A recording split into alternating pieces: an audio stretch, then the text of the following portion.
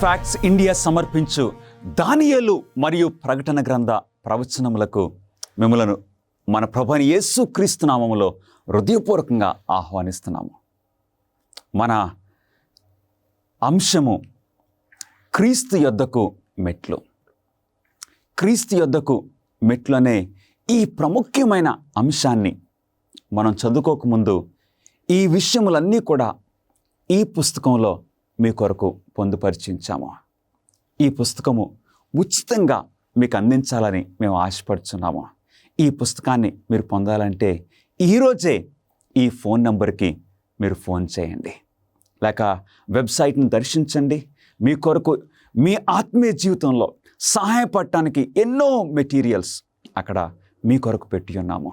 క్రీస్తులో మీరు ఎదగాలని మా ఆకాంక్ష. క్రీస్తు యొద్దకు మెట్లు అనే ఈ ప్రాముఖ్యమైన అంశాన్ని మనం చదువుకోకముందు ప్రార్థన చేసుకుందాం. మహాపరిశుద్ధుడా, మీకే స్తుతులు స్తోత్రములు. ఈ సమయమందు మీ పరిశుద్ధాత్మను మాకు బోధకునిగా అనుగ్రహించి మేము చదువుకుంటున్న ఈ ధ్యానమును మీరు ఆశీర్వదించి మమ్మలను క్రీస్తు వైపుకు త్రిప్పుకొని మీరే మహిమ పొందమని యేసు క్రీస్తు నామములో అడిగి వేడుకొంచున్నాము తండ్రి, ఆమేన్.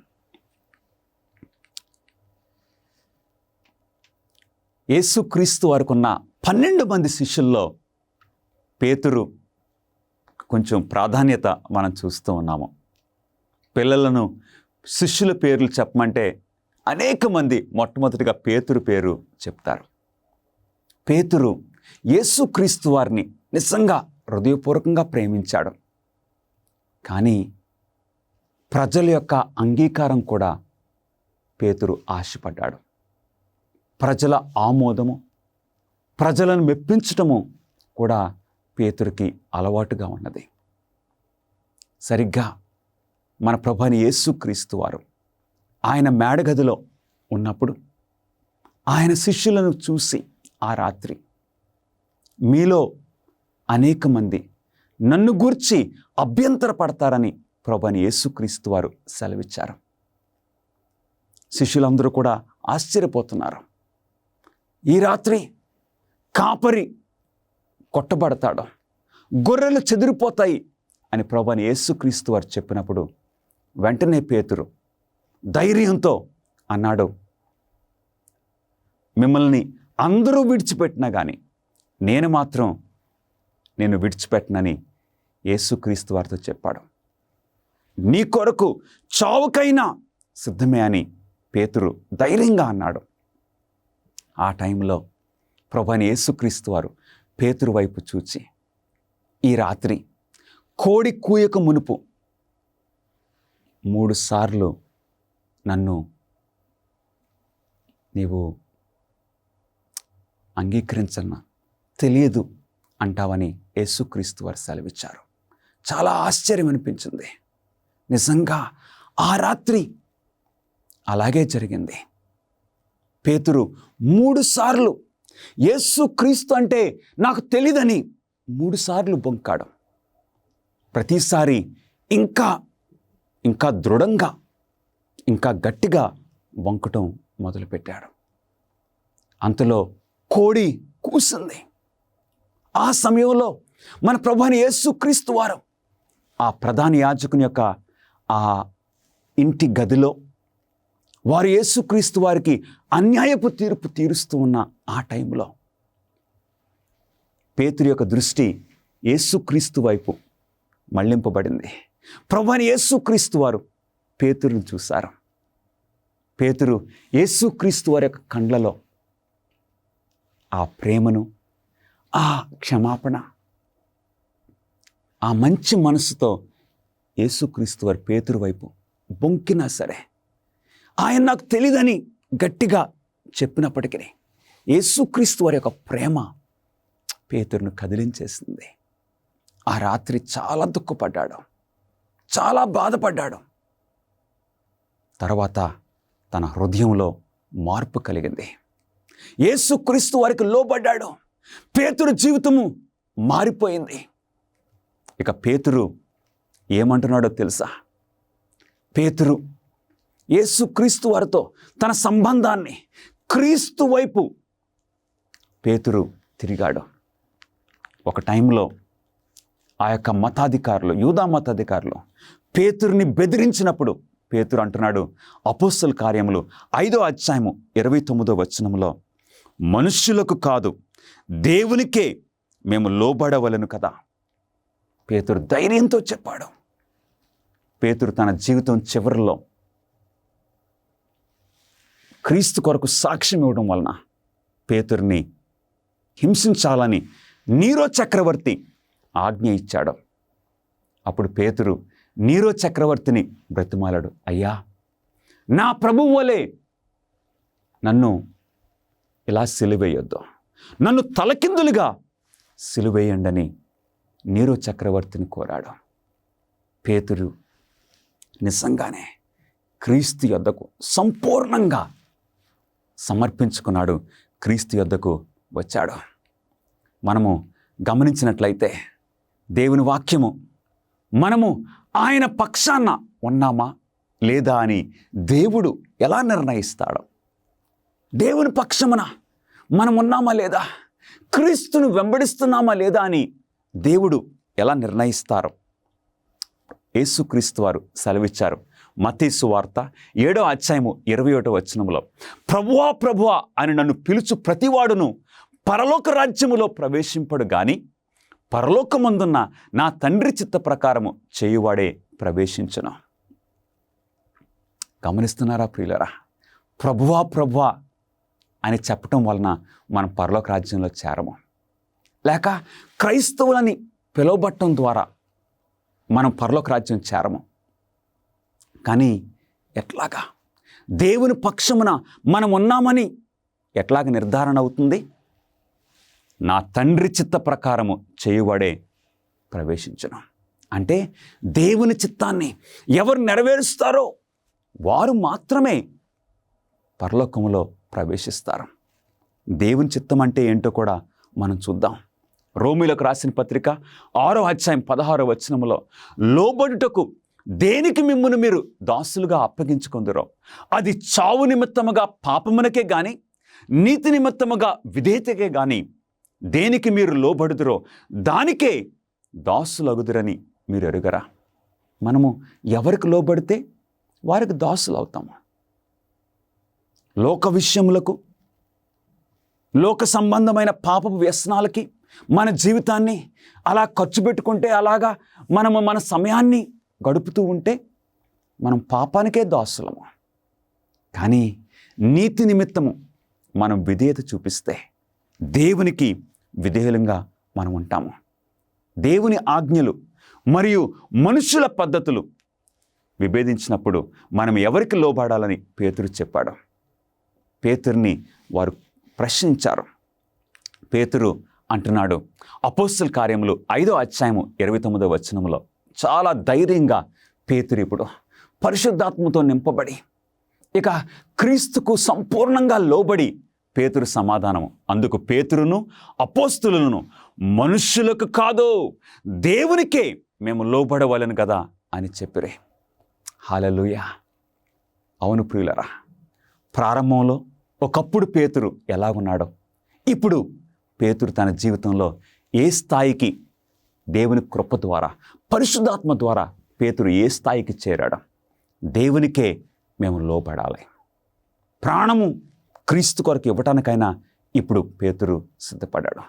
క్రీస్తు యొద్దకు సంపూర్ణంగా పేతురు మార్చబడ్డాడు. ఎంత చక్కటి విషయమో! దేవుని పట్ల మనకున్న ప్రేమను మనం ఉత్తమంగా ఎలా ప్రదర్శిస్తామో, దేవుని ఎడల మనకున్న ప్రేమను ఏ విధంగా మనము చక్కగా చూపించగలుగుతున్నాము. యోహాను సువార్త 8వ అధ్యాయము 31వ వచనములో మన ప్రభువైన యేసుక్రీస్తు వారు ఈ విధంగా సెలవిస్తున్నారు. మీరు నా వాక్యమందు నిలిచిన వారైతే నిజముగా నాకు శిష్యులయుండి సత్యమును గ్రహించెదరు. యేసుక్రీస్తు వారి శిష్యులు, యేసుక్రీస్తు వారిని వెంబడించే క్రైస్తవులు ఏం చేస్తారంటండి? వాక్యమందు నిలిచిన వారుగా ఉంటారు. అవును, వాక్యమందు. ఎందుకంటే మన ప్రభువైన యేసుక్రీస్తు వారికి మరొక పేరు వాక్యము. దేవుని వాక్యమందు నీవు నేను నిలిచి ఉన్నట్లయితే దేవునికి శిష్యులుగా మనం ఉంటామని, సత్యమును గ్రహిస్తామని ప్రభువైన యేసుక్రీస్తు వారు సెలవిచ్చారు. క్రీస్తులో మనం నిల్చుండటం అంటే ఏంటి? మీరు నన్ను ప్రేమించిన ఎడల నా ఆజ్ఞలు గైకొందురని. అంటే ఆజ్ఞలు గైకొనడము రక్షణ కొరకు కాదు. ఆజ్ఞలు గైకొనడము యేసుక్రీస్తు వారిని ప్రేమించటం. ప్రియులరా, మనం ఎవరినైనా ప్రేమించినప్పుడు, మనం ఎవరినైనా హృదయపూర్వకంగా ప్రేమించినప్పుడు ఏం చేస్తాం? వారు చెప్పింది మనం చేస్తాం. తప్పించుకోవడానికి ప్రయత్నించాం. సాకులు ఇవ్వము. నిజంగా ప్రేమించినప్పుడు, నిజమైన ప్రేమ, నిజంగా వారిని ప్రేమిస్తే వారు ఒక్కటి అడిగితే 2 చేయడానికి సిద్ధంగా ఉంటాం. అందుకే ప్రభువైన యేసుక్రీస్తు వారు అంటున్నారు, మీరు నన్ను ప్రేమించిన ఎడల నా ఆజ్ఞలు గైకొందురు. ప్రేమలోనే మనం ఆజ్ఞలు గైకొంటున్నాము. ఆయన ప్రేమిస్తున్నాం కాబట్టి, ఆయనను ఎరిగి ఉన్నామని చెప్పుకొనుచు ఆయన ఆజ్ఞలను గైకొనని వాడు అబద్ధికుడు, వానిలో సత్యము లేదు. ఊరికనే దేవుడు నాకు తెలుసు, నేను ఒక క్రైస్తవుణ్ణి అని చెప్పుకుంటూ దేవుని ఆజ్ఞలను ఎవరైతే గైకొనరో, దేవుని 10 ఆజ్ఞలను ఎవరైతే గైకొనరో వారు అబద్ధికులు, వారిలో సత్యం లేదు. అంటే వారు క్రీస్తు పక్షమున లేరని మనం చూస్తూ ఉన్నాము. యాకోబు పత్రిక 2వ అధ్యాయం 10వ వచనములో, ఎవడైనను ధర్మశాస్త్రం అంతయు గైకొనియు ఒక్క ఆజ్ఞ విషయంలో తప్పిపోయిన ఎడల ఆజ్ఞలన్నిటి విషయంలో అపరాధి అగును. అవును, ఈ దేవుడిచ్చిన ఈ 10 ఆజ్ఞల్లో ఒక ఆజ్ఞ విషయము మనం తప్పిపోతే దేవుని వాక్యం ఏం సెలవిస్తుంది? అన్నిటిలో తప్పిపోయినట్లే. అదేంటి అని మీరు అనొచ్చు. ఉదాహరణకు ఒక గొలుసు ఉందనుకుందాం. ఆ గొలుసుకు చాలా ఉంటాయి కదండి, ఆ చిన్నవి. ఆ గొలుసు చాలా పెద్ద గొలుసు అనుకుందాం. ఆర్ 10 రింగులు ఉన్నాయనుకుందాం ఆ గొలుసులో. ఇప్పుడు ఆ గొలుసు యొక్క బలం ఎంతో తెలుసా? ఆ గొలుసులో ఏదన్నా ఒక రింగు బలహీనంగా ఉంటే ఏమైపోతుంది? మిగిలిన 9 కూడా ఎంత బలంగా ఉన్నా సరే వేస్టే.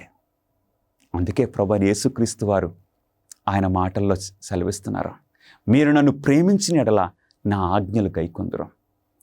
యాకోబు అంటాడు, ఆ ఆజ్ఞల్లో 10 ఆజ్ఞల్లో ఒక ఆజ్ఞ మీరినా అన్నీ మీరినట్లే.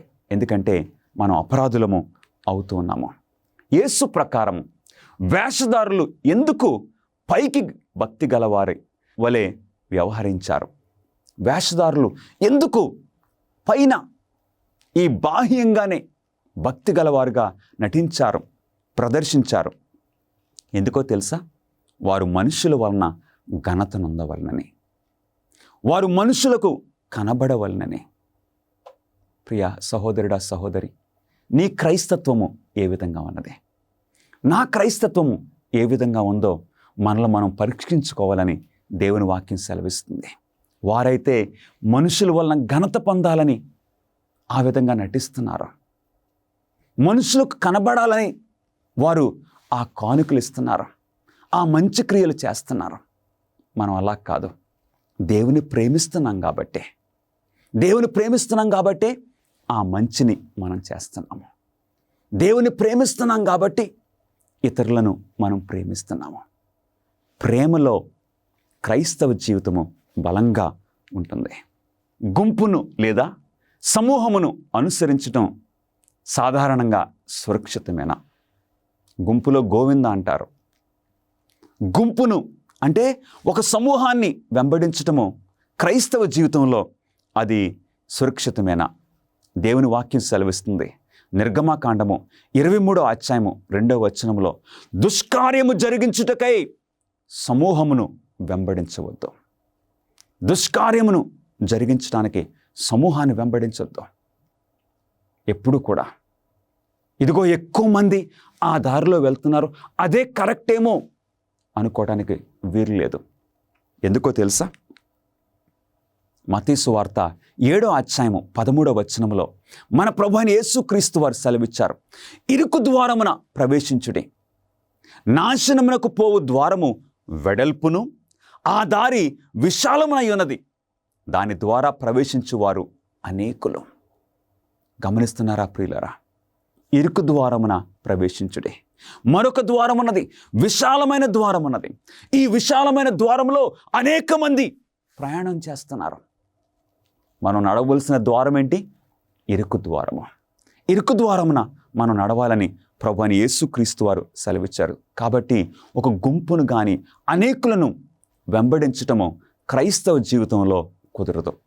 మత్తయి సువార్త 7:14లో, జీవమునకు పోవు ద్వారము ఇరుకును ఆ దారి సంకుచితమునై ఉన్నది, దాన్ని కనుగొని వారు కొందరే. అవును ప్రియులారా, జనసమూహమును వెంబడించటము ఇది మనకి క్రైస్తవ జీవితంలో సురక్షితము కానే కాదు. నోవహు దినములలో ఏం జరిగింది? నోవహు దినములలో ఓడ సిద్ధపరచబడుచుండగా ఆ ఓడలో ఎంతమంది ప్రవేశించారు? కొందరు, అనగా 8 మంది నీటి ద్వారా రక్షణ పొందిరి. కొంతమందే.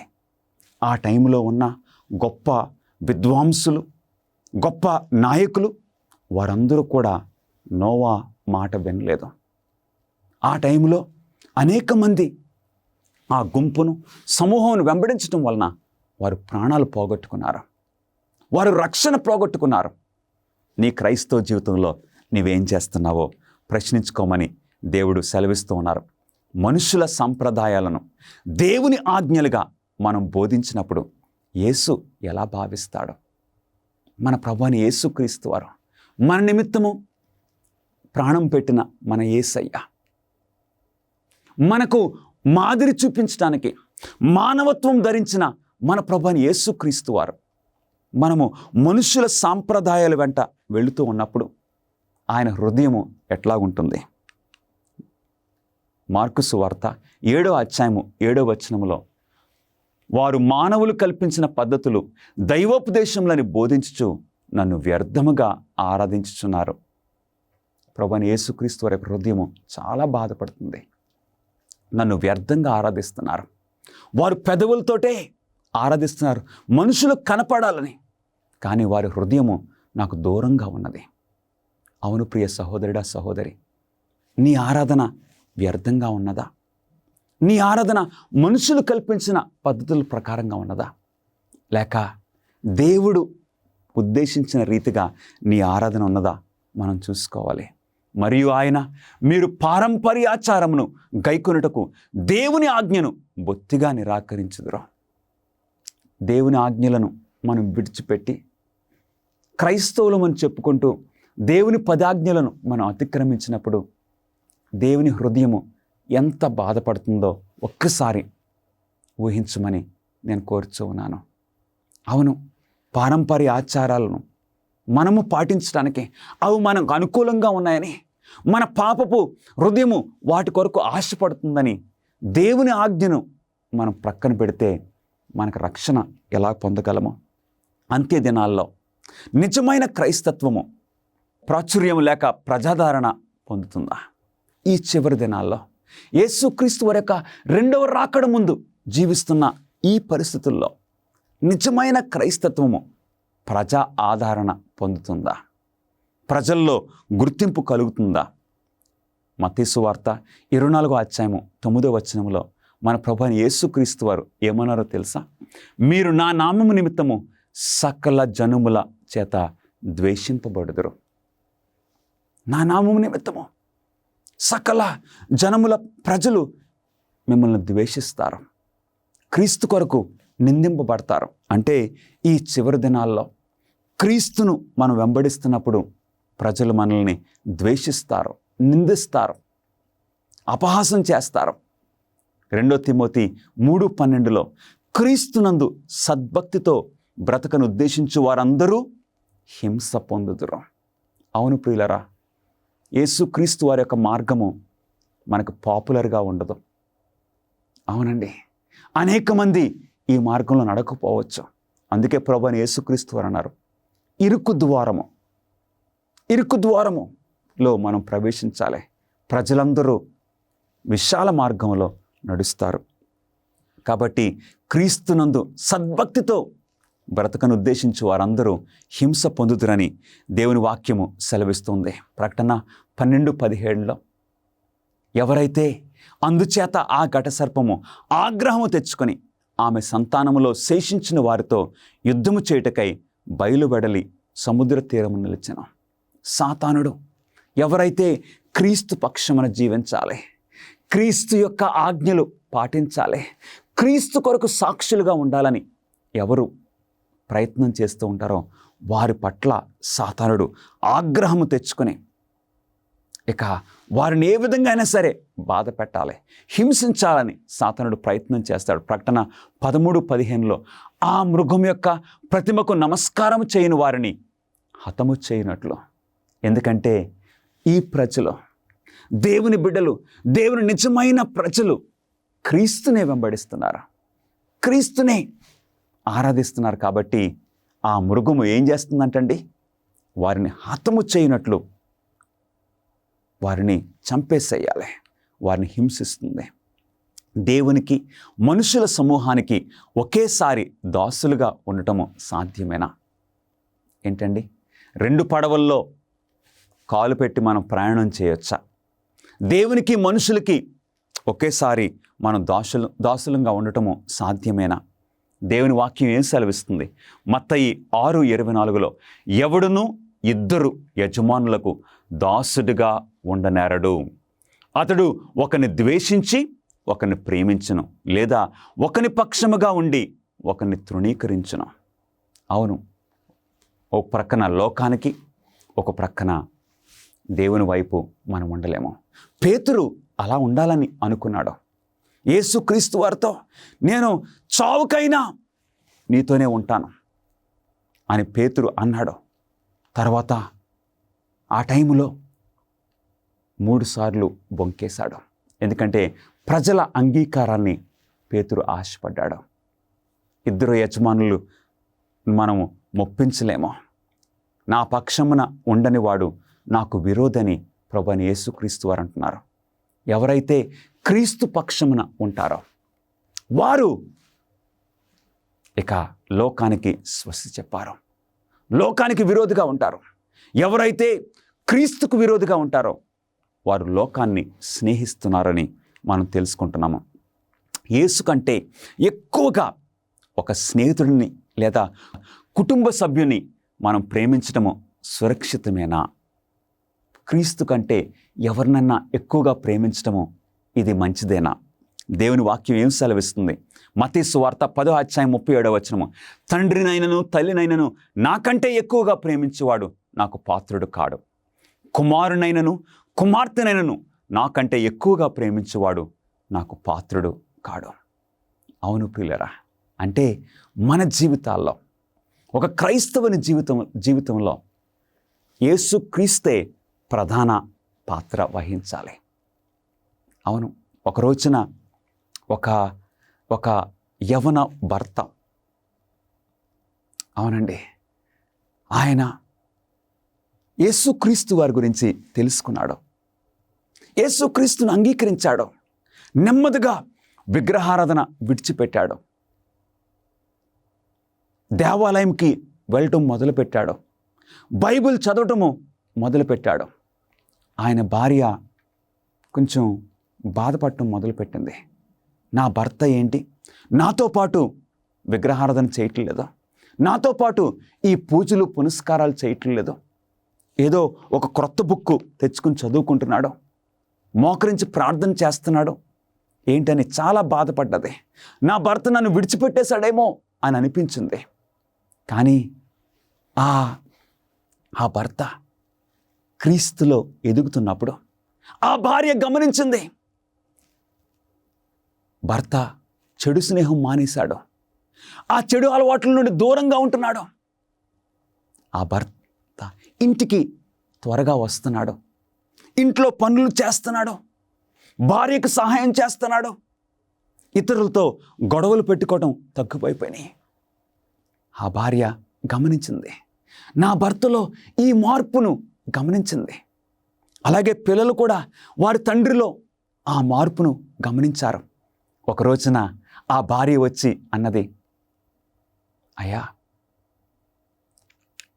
నీవు విగ్రహారాధన మారేసినప్పటి నుండి నీ జీవితాన్ని గమనిస్తున్నాను. నీ జీవితంలో ఆ దేవుడు గనక అంత మార్పును తీసుకొని రాగలిగితే ఆ దేవుడు నాకు కూడా కావాలి, నీకు కలిగిన మార్పు నాకు కావాలి అని ఆ భార్య ఆ భర్తతో అన్నది. తప్పనిసరిగా నా జీవితాన్ని మార్చిన దేవుడు నీ జీవితాన్ని కూడా మారుస్తాడు. గమనిస్తున్నారా ప్రియులరా? ఎప్పుడైతే ప్రభువైన యేసు క్రీస్తు వారికి మనం మొట్టమొదటి స్థానం ఇస్తామో ఇక అన్నీ కూడా మన జీవితాల్లో సరైపోతాయి. క్రీస్తును ప్రేమిస్తున్నాడా ఆ భర్త, ఇప్పుడు భార్యను చాలా జాగ్రత్తగా చక్కగా చూసుకుంటున్నాడు. పిల్లల పట్ల ఆయన ప్రేమ ఇంతకు ముందు కంటే ఇప్పుడు పెరిగింది. గమనిస్తున్నారా?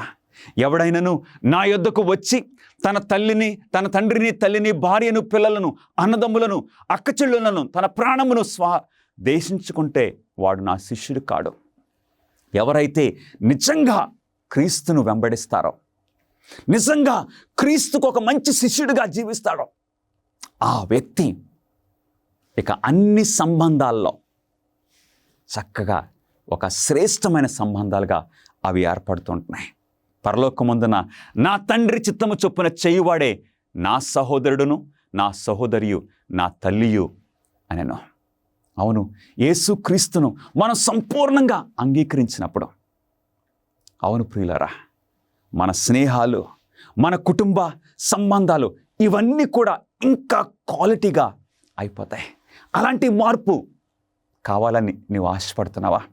నీ జీవితంలో ప్రియ సహోదరుడ, సహోదరి, మన ప్రభువైన యేసుక్రీస్తు వారికి ఆ మొట్టమొదటి స్థానము ఇస్తే నిన్ను ఒక మంచి భర్తగా, ఒక మంచి భార్యగా, మంచి తండ్రిగా, మంచి తల్లిగా, మంచి కుమారునిగా, మంచి కుమార్తెనుగా, ఒక మంచి ఆఫీసర్గా యేసుక్రీస్తు వారు నీ జీవితాన్ని మారుస్తారు. విచ్ఛిన్నమైపోయినటువంటి ప్రపంచంలో దేవుని యొక్క ప్రణాళిక ప్రవచనాల ద్వారా మీరు తెలుసుకోవాలని కోరుతూ ఉన్నారా?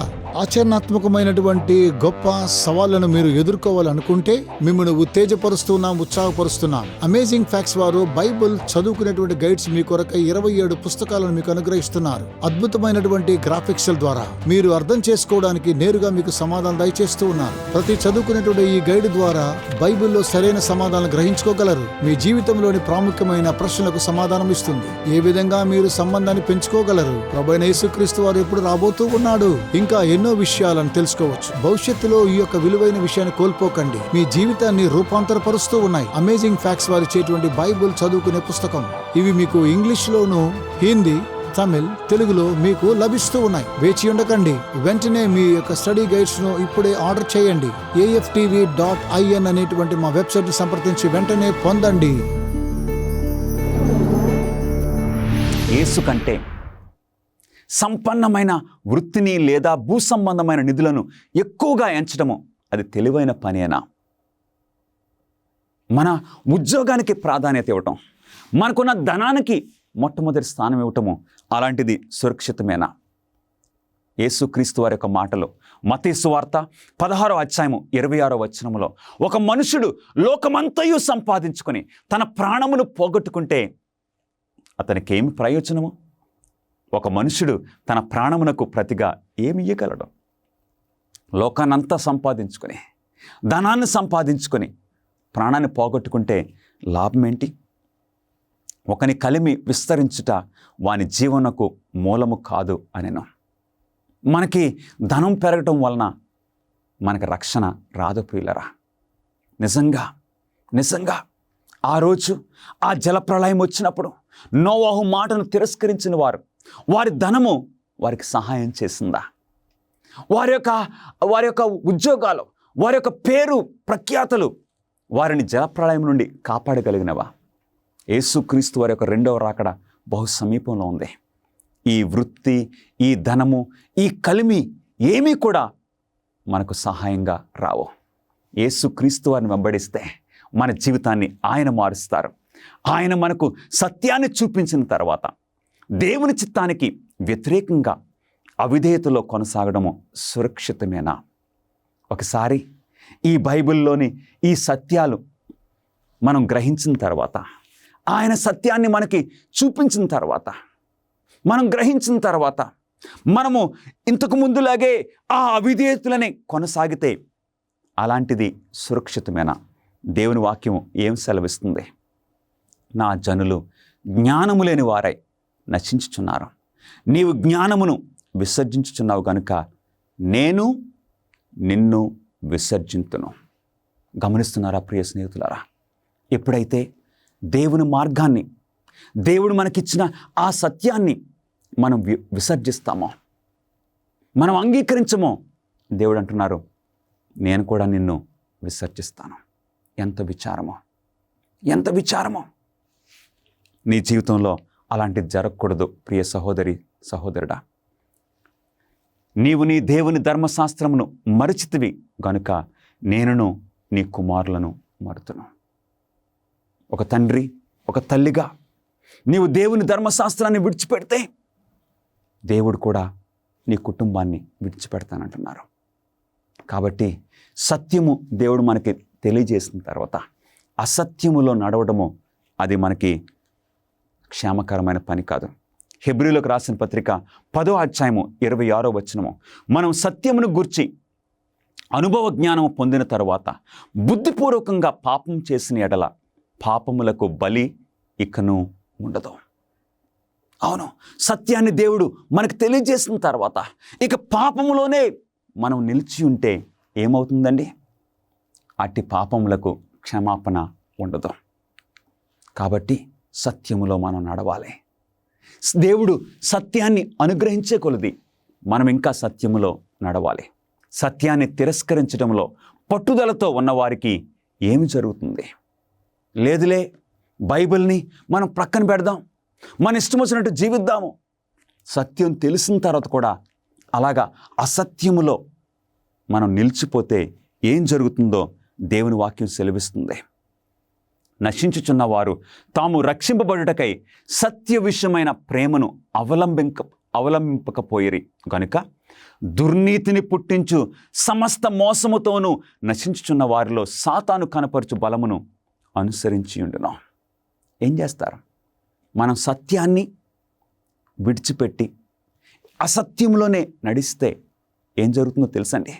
దుర్నీతిని పుట్టించు సమస్త మోసంతోనూ నశించుచున్న వారితో సాతానుడు ఇక వారిని సంపూర్ణంగా లోపరుచుకుంటారు. గమనిస్తున్నారా ప్రియ సహోదరి, సహోదరుడా? సత్యాన్ని దేవుడు మనకు చూపించిన తర్వాత దేవుని యొక్క చిత్తం ఏంటి? మనం సత్యములో నడవాలని, క్రీస్తుతో మన సంబంధము ఇంకా బలపడాలని దేవుడు ఉద్దేశిస్తూ ఉన్నారు. ఇందుచేత సత్యమును నమ్మక దుర్నీతి యందు అభిలాష గల వారందరూ శిక్షావిధి పొందుటకై అబద్ధమును నమ్మునట్లు మోసము చేయు శక్తిని దేవుడు వారికి పంపుచున్నారు. ఎప్పుడైతే ఇక సత్యాన్ని విడిచి ఇక దుర్నీతి యందు మనం అభిలాష, ఆ కోరికను, ఇక దుర్నీతిలో మనం నడుస్తూ ఉంటే ఏమవుతుందండి?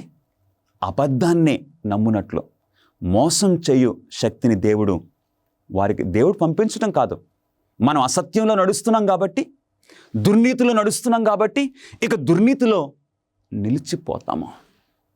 గమనిస్తున్నారా? అలాంటి స్థితి నీకు నాకు రాకూడదని దేవుడు ఉద్దేశించి ఈ ప్రవచనాల ద్వారా దేవుడు సత్యాన్ని మనకు తెలియజేస్తున్నారు. యోహాను సువార్త 3:19 ఆ తీర్పు ఇదే, వెలుగు లోకములోనికి వచ్చెను గాని తమ క్రియలు చెడ్డవైనందున మనుషులు వెలుగును ప్రేమింపక చీకటినే ప్రేమించిరి. ఎందుకు అనేక మంది వెలుగును విడిచిపెడుతున్నారు, సత్యాన్ని అంగీకరించట్లేదు? ఎందుకో తెలుసా? వారు చీకటిని ప్రేమించారు, దుర్నీతిని ప్రేమిస్తున్నారు. మరి నీ సంగతి ఏంటి ప్రియ సహోదరుడా, సహోదరి? అంత్య దినాల్లో దేవుని ప్రజలను హింసించేవారు తాము సరైన పని చేస్తున్నారని నమ్ముతారా? ఈ చివరి దినాల్లో యేసుక్రీస్తు వారి యొక్క రెండవ రాకడ ముందు ఏం జరుగుతుందో తెలుసా? అనేక మంది దేవుని ప్రజలను హింసిస్తారు. క్రీస్తును నమ్మే వారికి హింస కలుగుతుంది. వారు ఏం చేస్తారో చూద్దామండి. మిమ్మును చంపు ప్రతివాడు తాను దేవునికి సేవ చేయుచున్నానని అనుకొను కాలము వచ్చుచున్నది. ఇలాంటిది మనము సౌలు జీవితంలో చూడొచ్చు. తార్సుకు చెందిన సౌలు క్రైస్తవులను హింసించడం ద్వారా దేవునికి సేవ చేస్తున్నాడని అనుకున్నాడు గుడ్డితనంలో. ఈ చివరి దినాల్లో కూడా అలాంటిది జరగబోతుంది. అవును, దేవుని మార్గంలో నడిచే వారికి హింస కలగబోతుంది. ఆ హింసించేవారు మనం దేవునికి సేవ చేస్తున్నామని వారు అనుకుంటూ ఆ గుడ్డితనంలో వారు నడుస్తారు.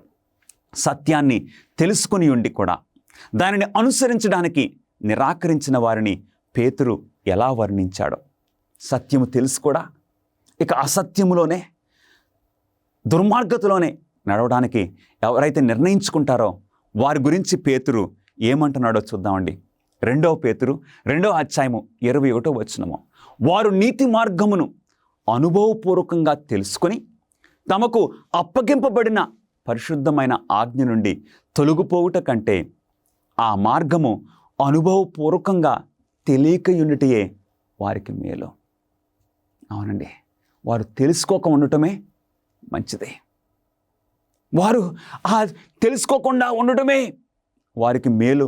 అవును, అనవసరంగా వారు తెలుసుకుని ఆ మార్గంలో నడవలేకపోతున్నారు. గమనిస్తున్నారా? నీ పరిస్థితి ఏంటి ప్రియ సహోదరి, సహోదరుడా? నీతి మార్గమును దేవుడు మనకి వర్తమానాల ద్వారా తెలియజేశారు. క్రీస్తుతో మన సంబంధము దినదినము పెరిగింది ఈ వర్తమానాలు మనం వినడం ద్వారా. ఇప్పుడు మరి దేవుని ఆజ్ఞల నుండి నువ్వు తొలగిపోవద్దు. ఎందుకంటే దేవుని ఆజ్ఞల నుండి తొలగిపోయే వారిని చూసి దేవుడు చాలా దుఃఖపడతారు. తల్లిదండ్రులంగా మనం అప్పుడప్పుడు అంటాము, నా కుమారుణ్ణి నేను అక్కడికి పంపించుండకపోతే ఎంత బాగున్నాం, నేను అది నేర్పించకుండా ఉంటే ఎంత బాగున్నాం. మీరు మంచి నేర్పించారు, కానీ ఆ కుమారుడు తప్పిపోయాడు. దేవుని హృదయము ఎంతగా బాధపడుతుందో మనం ఊహించవచ్చు. కుక్క తన వాంతికి తిరిగినట్టును, కడగబడిన పంది బురదలో దొర్లుటకు మళ్ళినట్టును అను నిజమైన సామెత చొప్పున వీరికి సంభవించను. అవును, క్రీస్తును మనం ఎరిగిన తర్వాత, క్రీస్తు రక్తములో మనం కడగబడిన తర్వాత మరలా మనము దుర్నీతిలోనికి, లోకం మార్గంలోనికి వెళ్ళిపోతే మన పరిస్థితి ఏమవుతుంది? కుక్క తన వాంతికి తిరిగినట్టే కదా, కడగబడిన పంది మరలా బురదలో దొల్లుతున్నట్టే కదా. అవును, క్రీస్తును అంగీకరించినప్పుడు నువ్వు కొన్ని అలవాట్లు విడిచిపెట్టావు ప్రియ సహోదరుడా, సహోదరి. మరలా ఆ చెడు అలవాట్లకు నువ్వు వెళుతున్నావా? క్రీస్తును అంగీకరించినప్పుడు కొన్ని చిత్రాలు నేను చూడకూడదు అని నువ్వు నిర్ణయం చేసుకున్నావు. మరలా కుక్క తన వాంతికి తిరిగి వెళ్ళినట్లు నువ్వు వెళ్ళిపోతున్నావా? ప్రభువైన యేసుక్రీస్తు వారు నీ హృదయంతో ఈరోజు మాట్లాడుతున్నారు. నా కుమారుడా, నా కుమార్తె, నా హస్తములు నీ కొరకు చాపబడినవని ప్రభువైన యేసుక్రీస్తు వారు ఈరోజు నిన్ను పిలుస్తున్నారు. సమయం వృధా చేయొద్దు. యేసుక్రీస్తు వారు నిన్ను సంపూర్ణంగా కడగాలని, క్రీస్తులో నువ్వు ఎదగాలని, ఈ సత్యములో నీవు దినదినము నడవాలని, నీవు నడిచే ఆ నీతి మార్గము అంతకంతకు తేజరిల్లాలని దేవుడు ఆశపడుచు ఉన్నారు. ప్రభువైన యేసుక్రీస్తు వారు నిన్ను పిలుస్తున్నారు. యేసును అనుసరించడం కొంత ప్రయాస మరియు ఆత్మ పరిత్యాగముతో కూడుకున్న పన. అవును, యేసుక్రీస్తును అనుసరించటము నిజంగానే కొంచెం ప్రయాసంగానే ఉంటుంది. అవును, కొన్ని విషయాల్లో మనము త్యాగం చేయవలసి వస్తుంది. కానీ దేవుని వాక్యం సెలవిస్తుంది, ఎవడైనను నన్ను వెంబడింపగోరిన ఎడల తన్ను తాను ఉపేక్షించుకొని ప్రతిదినము తన సిలువను ఎత్తుకొని నన్ను వెంబడింపవలెను. అవును ప్రియులారా, కొంచెం కష్టంగా అనిపిస్తుందా? క్రీస్తు మార్గంలో నడవడము నీకు భారంగా అనిపిస్తుందా? అప్పుడప్పుడు ఆధారపడద్దు. ఎందుకంటే ఆ ప్రయాసము తర్వాత గొప్ప గొప్ప లాభము, గొప్ప దీవెనలు మనకున్నాయి. నీవు ఆధారపడద్దు. క్రీస్తు మార్గంలో నీవు నడుస్తున్నప్పుడు, సత్యాన్ని వెంబడిస్తున్నప్పుడు నీకు నింద రావచ్చు, హింస రావచ్చు. అవును, బైబిల్లో హింసింపబడిన దేవుని బిడ్డలు ఏమీ కూడా ఆధారపడలేదు. ఆ హింసకు ధైర్యంగా పాటలు పాడుతూ, కీర్తనలు పాడుతూ వెళ్ళారు. నీవు కూడా అలా ఉండొచ్చు. ఎందుకంటే వారికి తెలుసు ఇది తాత్కాలికం మాత్రమే. ఈ నింద, ఈ హింస, ఈ అవమానము తాత్కాలికం మాత్రమే. ఎందుకంటే నేను వెంబడించేది నా ప్రభువు, నేను వెంబడించేది నా క్రీస్తును అని వారు ధైర్యంతో వెళ్ళారు. వారి సింహాలకైనా సరే, సిలువేయబట్టనికైనా సరే, కాల్చివేయబట్టనికైనా సరే ఏమీ కూడా వెనకాడలేదు. అవును, అలాంటి సాక్షిగా ఉండాలని నీవు ఇష్టపడుతున్నావా? 1415వ సంవత్సరంలో జాన్ హస్ అనే ఒక దైవ సేవకుడు సత్యం కొరకు కాల్చబడ్డాడు. జాన్ హస్ని ఆ టైంలో ఆ మతాధికారులు అన్నారు, నీవు ఆ సత్యాన్ని విడిచిపెట్టు, నువ్వు చక్కగా జీవించయ్యా, నీకు చాలా ఫ్యూచర్ ఉంది. లేదు, నేను క్రీస్తు కొరకే, obedience to God is my Moto, నేను క్రీస్తుకే విధేయుడిగా ఉంటాను, దేవునికే నేను భయపడతాను. అప్పుడు ఆయనను కాల్చారు. ఆ నిప్పులు, ఆ మంటలు అలా పైకి వస్తున్నప్పుడు, ఆ మంటల్లో కాలిపోతూ కీర్తనలు పాడుతూ జాన్ హస్ తన ప్రాణాన్ని విడిచిపెట్టాడు. మీరు అనుకుంటూ ఉండొచ్చు, దేవుడు ఎక్కడున్నాడు? దేవుడు జాన్ హస్ని విడిచిపెట్టలేదు, ఆయన పక్కనే ఉన్నారు. ఎలా చెప్పగలరు బ్రదర్? ఎలాగంటే ఆ సంఘటన చూసిన వారు ఈయన క్రీస్తు కొరకు ఇంత భక్తితో ఉంటే నేను కూడా అలాగుండాలి ఆయన నిర్ణయం చేసుకుని, ఒక్క వ్యక్తి క్రీస్తు కొరకు నేలకు రాలితే కొన్ని వందల మంది క్రీస్తును ఆయన సాక్ష్యం ద్వారా అంగీకరించారు. అది ప్రియులరా. కాబట్టి క్రైస్తవ జీవితంలో మనం ఏం చేయాలి? ఆయనను వెంబడించాలి. తాను ఉపేక్షించుకొని ప్రతిదినము తన సిలువనెత్తుకొని ఆయన వెంబడించాలి. కాబట్టి దేవునికి లోబడి అపవాదిని ఎదిరించుడి, అప్పుడు వాడు మీ యొద్ద నుండి పారిపోవును. శోధనల్లో జయము పొందటానికి నీవు ఆశపడుతున్నావా? ఆ పాత అలవాట్లను విడిచిపెట్టి క్రీస్తులో బలంగా జీవించాలని నువ్వు ఇష్టపడుతున్నావా? రహస్యం ఏంటో తెలుసా? దేవునికి లోబడి ఉండి అపవాదిని ఎదురించుడి, అప్పుడు వాడు మీ యొద్ద నుండి, సాతానుడు మీ యొద్ద నుండి పారిపోతాడని దేవుని వాక్యం సెలవిస్తుంది. యేసును వెంబడించాలనే నిర్ణయాన్ని ఆలస్యం చేయడము లేదా వాయిదా వేయడము సురక్షితమేనా? కొంతమంది క్రైస్తవ జీవితంలో తర్వాత చూద్దాం, చదువులు అయిపోయిన తర్వాత అప్పుడు బాప్టిజం తీసుకుందాం, ఉద్యోగం వచ్చిన తర్వాత, టైర్ అయిపోయిన తర్వాత యేసుక్రీస్తుని అంగీకరిద్దాం. అలాగా యేసును వెంబడించే ఆ నిర్ణయాన్ని ఆలస్యం చేయటము సురక్షితమేనా? దేవుని వాక్యం ఏం సెలవిస్తుంది? హెబ్రీలకు రాసిన పత్రిక 4వ అధ్యాయం 7వ వచనంలో, నేడు మీరు ఆయన మాట వినిన ఎడల మీ హృదయములను కఠినపరచుకోవద్దు. ఎందుకంటే ఈరోజున్న అవకాశము రేపు ఉండకపోవచ్చు. ఈరోజున్న ఆసక్తి రేపు ఉండకపోవచ్చు. అలాగే ఎంతోమంది రక్షణ మార్గం నుండి తొలగిపోయారు. కీర్తనలు 18:44లో నా మాట వారి చెవిని పడగానే వారు నాకు విధేయులగుదురని దేవుని వాక్యం సెలవిస్తుంది. దేవుని మాట నీ చెవిని పడగానే నువ్వు విధేయత చూపించడానికి ఇష్టపడుచున్నావా? ఇంత గొప్ప రక్షణను మనం నిర్లక్ష్యం చేసిన ఎడల ఎలాగూ తప్పించుకుందామా? మనం తప్పించుకోలేమా? అందుకే ప్రభువైన యేసుక్రీస్తు వారు ఈరోజే, రేపు మనకు లేదు, ఈరోజే, ఇదిగో ఇప్పుడే మిక్కిలి అనుకూలమైన సమయము, ఇదిగో ఇదే రక్షణ దినము. రేపన్నది మనకు లేదు ప్రియ సహోదరుడా, సహోదరి. పేతురు యొక్క జీవితంలో ఇక పేతురు నిర్ణయం చేసుకున్నాడు, అయ్యో నేను 3 సార్లు నా ప్రభువును తెలీదని నేను బొంకేశాను. ఆ రోజు నుండి పేతురు యొక్క జీవితము మారిపోయింది. నిర్ణయం చేసుకున్నాడు, ఇక ఏమైనా సరే నేను క్రీస్తు కొరకే. గమనిస్తున్నారా? ఇప్పుడే మిక్కిలి అనుకూలమైన సమయము, ఇదిగో ఇదే రక్షణ దినము. సత్యాన్ని అంగీకరించడం మరియు అనుసరించడం వలన ఏ ప్రయోజనాలు వస్తాయి? అవును ప్రియ సహోదరుడా, సహోదరి, ఈ వర్తమానాల ద్వారా ప్రతిదినము మనం సత్యాన్ని చూసాము. సత్యాన్ని మనము అంగీకరించడం ద్వారా, సత్య మార్గంలో నడవడం ద్వారా ఎలాంటి ప్రయోజనాలు నీకు నాకు కలుగుతాయో దేవుని వాక్యం సెలవిస్తుంది. నీ ధర్మశాస్త్రమును ప్రేమించు వారికి ఎంతో నెమ్మది కలదు, వారు తూలి తొట్టిల్లుటకు కారణము ఏమీయూ లేదు. ఎవరైతే దేవుని ఆజ్ఞలను పాటించారో వారు తూలి తొట్టిల్లిపోతారు.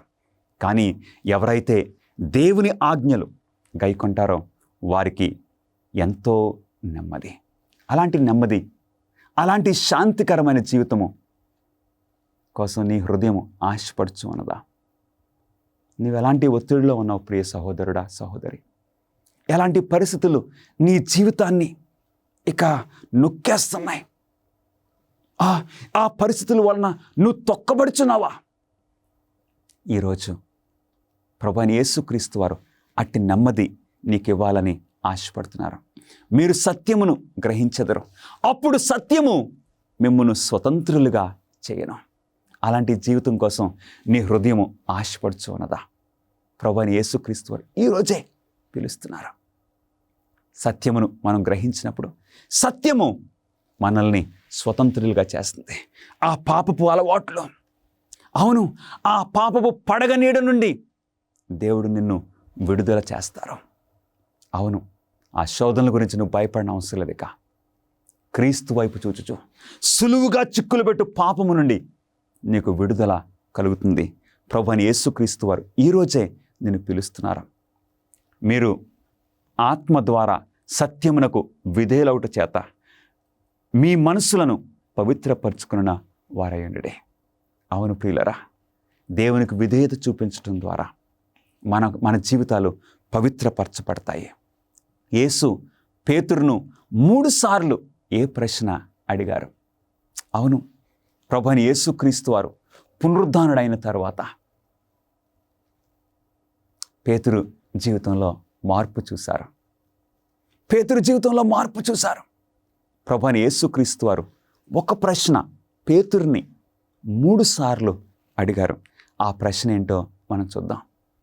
3వసారి ఆయన యోహాను కుమారుడు అయిన సీమోను, నన్ను ప్రేమించుచున్నావా అని అతన్ని అడిగాను. అవును, పేతురు 3 సార్లు ఆయన నాకు తెలీదు అని బొంకాడు. ఆయన ఎవరో నాకు తెలీదు, నేను ఆయన శిష్యుల్లో ఒకరిని కాదు అని అన్నాడు 3 సార్లు. అందు గురించి ప్రభువైన యేసుక్రీస్తు వారు 3 సార్లు పేతురుని ప్రేమతో ఈ ప్రశ్న అడిగారు, సీమోను, నన్ను ప్రేమించుచున్నావా? ఈరోజు ప్రభువైన యేసుక్రీస్తు వారు నన్ను కూడా అదే ప్రశ్న అడుగుతున్నారు. నా కుమారుడా, నా కుమార్తె, నీవు నన్ను ప్రేమించుచున్నావా? నన్ను ప్రేమించున్నట్లయితే నా ఆజ్ఞలు గైకొనుము, నా మార్గంలో నడువుము. నేను నీకు సహాయం చేస్తాను, నీ చెయ్యి నేను పట్టుకుంటాను. మనం కలిసి చివరి వరకు ఇక నిత్య జీవంలోనికి నేను నడిపిస్తానని ప్రభువైన యేసుక్రీస్తు వారు నన్ను పిలుస్తున్నారు. ఈరోజు పేతురు యొక్క స్పందన ఏమై ఉన్నది? పేతురు ఏమన్నాడు? ప్రభువా, నేను ప్రేమించున్నాను. ఇక నీ కొరకు ఎక్కడికైనా సరే నా జీవితము నీకే, 100% నీకే ప్రభువా. అందుకే పేతురు ఇక మనుషులకు కాదు, దేవునికే మనం లోబడాలి. ఆ నీరో చక్రవర్తిని పేతురు బ్రతిమలాడు, నన్ను ఇలాగ సిలువేయొద్దు, నన్ను తలకిందులుగా సిలువేయండి, ఎందుకంటే నా ప్రభువు కొరకు నేను ఏదైనా చేయటానికి సిద్ధంగా ఉన్నాను. ప్రభువైన యేసుక్రీస్తు వారు నిన్ను ఈరోజు ఈ ప్రశ్న అడుగుతున్నారు. పాపంతో నిండిన ఈ లోకములో నిజము ఎప్పటికీ ప్రాచుర్యము పొందదు. ప్రజలు సమూహాలుగా ఎల్లప్పుడూ విశాల మార్గాన్నే ఎంచుకుంటారు. ఈరోజు నీవు అంటూ ఉండొచ్చు, నా తండ్రి గారు అంగీకరిస్తే నేను అంగీకరిస్తాను, మా పాస్టర్ గారు ఈ సత్యాన్ని అంగీకరిస్తే నేను అంగీకరిస్తాను, మా అన్నయ్య అంగీకరిస్తే నేను అంగీకరిస్తానని నీవు అంటున్నావేమో. అది సరైన మార్గం కాదు. ఎందుకంటే దేవుని మార్గం ఎప్పుడూ కూడా జనసమూహములు అంగీకరించలేదు. కానీ వ్యక్తులు నిలవబడి దేవుని మార్గంలో నడిచారు. యేసు మీ పాపములన్నిటికీ మూల్యము చెల్లించాడని తన జీవితాన్ని త్యాగం చేయడం ద్వారా మీ పట్ల ఆయనకున్న అద్భుతమైన ప్రేమను చూపించాడు. మీ జీవితానికి ప్రభువు గొప్ప ప్రణాళికను కలిగి ఉన్నారు. అందుకే ఆయన తన సత్యాన్ని మీకు బయలుపరిచాడు. మీ హృదయాన్ని ఆయనకి ఇవ్వడం ద్వారా, ఆయనను మీ ప్రభువుగా అంగీకరించడం ద్వారా, ఆయన నడిపించే మార్గాన్ని అనుసరించడం ద్వారా మీరిప్పుడే ఆ ప్రేమను తిరిగి ఇస్తారా? నీ స్పందన ఏంటి ప్రియ సహోదరుడా, సహోదరి? ఈ వర్తమానాలు మనం కలిసి చదువుకోవడం ద్వారా మీ జీవితం సంగతి ఏంటో నాకు తెలియదు, కానీ నా జీవితాన్ని దేవుడు మార్చారు. నీ జీవితాన్ని కూడా దేవుడు మార్చారని నేను నమ్ముతూ ఉన్నాను. ఈ సత్యంలో నీవు ముందుకు కొనసాగాలని నేను ప్రార్థిస్తున్నాను. మనందరం కలిసి పరలోక రాజ్యంలో ఇక క్రీస్తుతో ఎడబాయని ఆ సంబంధంలో మనం జీవించాలని మీ కొరకు నేను ప్రార్థించాలని ఆశపడుచున్నాను. ప్రార్థన చేసుకుందాం. మహాపరిశుద్ధుడా, మీకే స్తుతులు, మీకే స్తోత్రములు. మమ్మల్ని నైనా ఈ ప్రవచనాలు చదువుకోవడంలో, గ్రహించడంలో ప్రతిరోజు మీ పరిశుద్ధాత్మను మాకు అనుగ్రహించారు. అందును బట్టి మీకు స్తోత్రములు, స్తుతులు. ప్రభా, నీ మార్గంలో సంపూర్ణంగా మేము నడుచున్నట్లు మా జీవితాల్ని మీరు స్వాధీనం చేసుకోమని, నడిపించమని మా ప్రభువును మీ ప్రియకుమారుడైన యేసుక్రీస్తు నామములో అడిగి వేడుకొంచున్నాము తండ్రి. ఆమేన్. దేవుడు మిమ్మల్ని దీవించునుగాక. ఈ ప్రసంగాలు మీ మనసులో ప్రశ్నలను తలెత్తేలా చేశాయా? మీకేమైనా బైబిల్ ప్రశ్నలు ఉన్నట్లయితే వాటికి సమాధానం ఇవ్వడానికి మేము సంతోషిస్తాము. దయచేసి స్క్రీన్ మీద కనిపించే ఫోన్ నంబర్కి కాల్ చేయడానికి ఆలస్యం చేయకండి. లేదా మీకున్న ప్రశ్నలను info@aftv.in అనే అడ్రస్కు ఈమెయిల్ చేయమని మిమ్మల్ని కోరుచూ ఉన్నాను. మీరు ఈ వాక్యాన్ని ధ్యానిస్తూ ఉన్నప్పుడు దేవుడు మిమ్మలను దీవించునుగాక.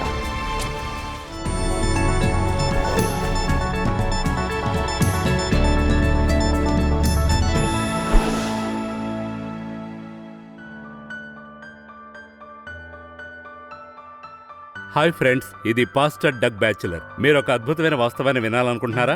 ప్రపంచంలోని ఎక్కువ మంది ఇప్పుడు వారి శక్తిని ప్రయత్నించడానికి, కనుగొనడానికి సహజ శక్తి రూపాల వైపు మొగ్గు చూపుతున్నారు. వారిక్కడ జమైకాలో విక్టెస్ వద్ద ఉన్న విండ్ ఫామ్ ను ఆశ్రయిస్తున్నారు. చాలా ఏళ్ల తర్వాత నా భార్య నేను హవాయి పెద్ద ద్వీపాన్ని సందర్శించబోతున్నాం. సహజ శక్తి కోసం అక్కడ ఉన్న అన్ని సామర్థ్యాలను చూసి మేము ఆశ్చర్యపోయాం. కానీ వారు దాన్ని ఉపయోగించుకోలేదు. అక్కడ ద్వీపం యొక్క దక్షిణ భాగంలో అగ్నిపర్వత కార్యకలాపాలు జరిగాయి. మీరు అక్కడ జియోథర్మల్ శక్తిని తయారు చేయొచ్చు. మీరు వైమియాకు వెళితే గాలి నిరంతరం వీస్తూ ఉండేది, కానీ అక్కడ విండ్మిల్లులు లేవు. మీరు కోనకు వెళితే సూర్యుడు ఎల్లప్పుడూ ప్రకాశిస్తాడు, సోలార్ ఎలక్ట్రిక్. కానీ వారికి అక్కడ సౌర విద్యుత్ లేదు. మీరు హిలో వెళ్ళినట్లయితే ఎల్లప్పుడూ వర్షం కురుస్తూ ఉండేది, హైడ్రో ఎలక్ట్రిక్. మరియు హవాయి యొక్క పెద్ద ద్వీపంలో శక్తికి అంత సామర్థ్యం ఉన్నప్పటికీ వారప్పుడు మురికి డీజిల్ జనరేటర్లతో ద్వీపానికి శక్తిని అందిస్తున్నారు. దేవుని ఆత్మ మనకు అందుబాటులో ఉంచుతున్న శక్తిని మనం కొన్నిసార్లు ఎలా వృధా చేస్తామో ఆలోచించేలా చేసింది. మనం కేవలం అడిగితే మనలో ప్రతి ఒక్కరికి ఆ ఆత్మ ఉంటుంది. మీరు జకరియా 10వ అధ్యాయం చదవచ్చు. మనం ఏం చేయాలి? దేవుణ్ణి వర్షం మరియు చివరి వర్షపు సమయం అడగండి, అతను మెరుస్తున్న మేఘాలు పంపుతాడు. లోకా పుస్తకంలో కూడా యేసు ఇలా అన్నాడు, చెడ్డవారైన మీకు మీ పిల్లలకు మంచి బహుమతులు ఎలా ఇవ్వాలో తెలిస్తే అడిగేవారికి పరలోకంలో ఉన్న మీ తండ్రి ఎంతో ఎక్కువ పరిశుద్ధాత్మనిస్తాడు. మీరు అపోస్తుల కార్యముల పుస్తకంలో చూసినప్పుడు పరిశుద్ధాత్మ కుమ్మరించబడినప్పుడు ఒక బలమైన పరిగెత్తుతున్న గాలి శబ్దం ఉందని అది చెప్తుంది. అప్పటికి చర్చిని ప్రారంభించిన ఆ శక్తి నేటికి మీ జీవితానికి శక్తినిస్తుంది మిత్రులారా. కాబట్టి అతన్ని ఎందుకు అడగడం లేదు?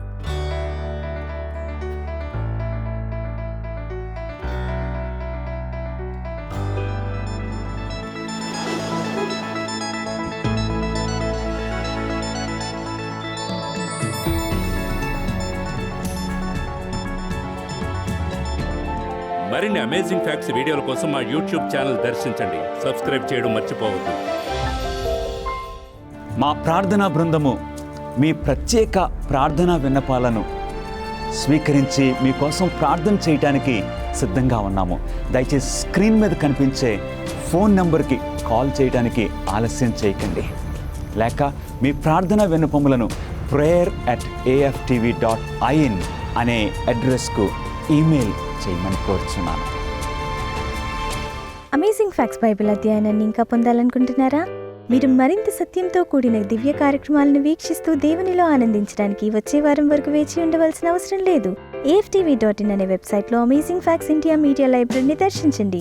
AFTV.in అనే మా వెబ్సైట్లో మీరు మీ కంప్యూటర్ లేదా మొబైల్లోనే రోజులో 24 గంటలు, వారానికి 7 రోజులు ఉచితంగా వివిధ భాషల్లో వీడియో ప్రసంగాలతో పాటు ప్రింట్ చేసిన పుస్తకాలు, పత్రికలు ఉచితంగా పొందవచ్చు. AFTV.in అనే వెబ్సైట్ని తప్పక దర్శించండి. గత 50 సంవత్సరాలుగా అమేజింగ్ ఫ్యాక్ట్స్ వారు బైబిల్ సత్యాలను ప్రపంచవ్యాప్తంగా ప్రకటిస్తూ ఉన్నారు. యేసుక్రీస్తు వారు సెలవిచ్చిన మేరకు ప్రతి రాజ్యానికి సువార్త ప్రకటిస్తున్నాం. రాజులకు, ఆయా భాషలు మాట్లాడే వారికి, మీరు మా కోసం చేసే ప్రార్థనలకు, సహకారానికి వందనాలు తెలియజేస్తున్నాం.